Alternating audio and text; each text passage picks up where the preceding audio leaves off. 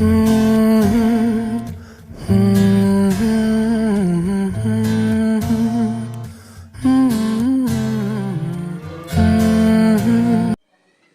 Friends, welcome back to my channel.